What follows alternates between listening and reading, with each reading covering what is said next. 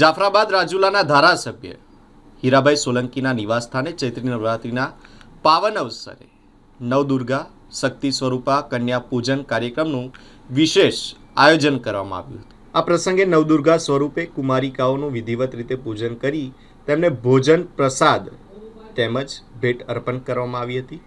કાર્યક્રમમાં આશરે 1500 જેટલી હિન્દુ સમાજની કુમારિકાઓએ ભાગ લીધો હતો અને નવદુર્ગાના આશીર્વાદ મેળવ્યા હતા।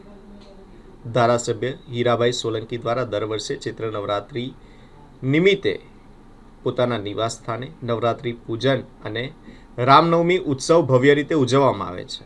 આ વર્ષે પણ તેમના પરિવાર દ્વારા કન્યા પૂજન કાર્યક્રમનું આયોજન કરવામાં આવ્યું હતું। આ આયોજનમાં ધારાસભ્ય પરિવારના રીનાબેન, ચેતનભાઈ શિયાળ, ભાવેશભાઈ હીરાભાઈ સોલંકી તેમજ ચંચલબેન ઉમંગભાઈ મકવાણા સહિત મોટી સંખ્યામાં ભારતીય જનતા પાર્ટીના કાર્યકરો ઉપસ્થિત રહ્યા હતા।